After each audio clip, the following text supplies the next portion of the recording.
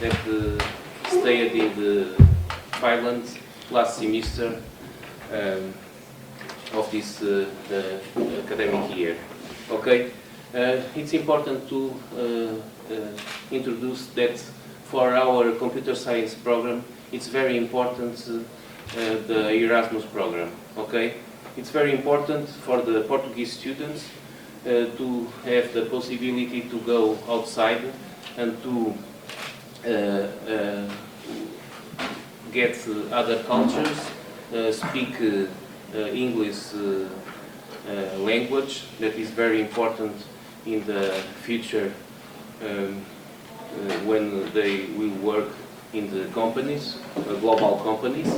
And it's important to receive students from other countries, European countries, that can add something for our knowledge in some areas, and to the students in Portugal to speak English with you. Okay? So this session will have about 1 hour, and one other thing, the work that these two students developed was supervised by professors João Martins and Jasnal Pereira. They will speak something after about this work in this session, okay? So, you can start, please. Thank you. So, like he has told, we've developed a system, a water system. These are the topics we will talk about. What the problem was, how did we solve it, and what we have made.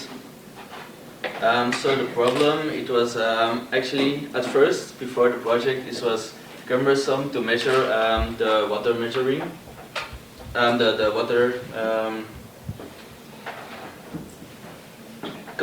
the water consumption, because there was a long distance between the houses and the water company. Also, there were a lot of water leaks that we didn't know about. So now the approach, how did we solve it? We developed a system that reads the water consumption with a microcontroller from the water meter. Then the data that is being read is being sent by SMS to a web server, to a server. The server puts the data into the database, and we have also developed an application to administrate this data. Now Frank is going to tell something more. So we have two parts. One part is the hardware part with the counter and with the microcontroller, and the other part made Frederik.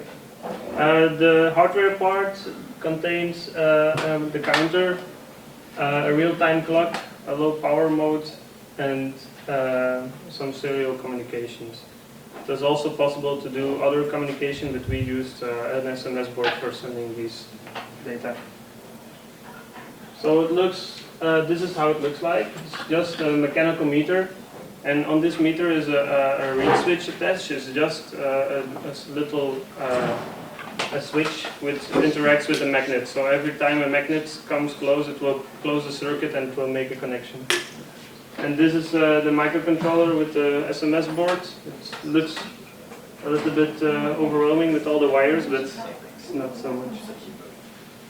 This is a diagram that I made about the project, how it's logically put together. So with the water counter, if it's pressed, it will interact with the microcontroller. And if the real-time clock will put a flag on, when every 30 days it will send an SMS, it will start the microcontroller, put it out is low power mode or it's sleep, and it will send an SMS to the server. So how does it work? Really simple. In the counter is a magnet attached to the red pointer, and this pointer will rotate when the water flows through the tube. And then every time it will close the circuit, and then it knows how to count up the level of the value of the water. So what did we use? We used a launchpad board from Texas Instruments. It's just a little microcontroller. It's very easy to use. You can just plug it in, it starts. It's cheap, it's $10 if you want to buy the board.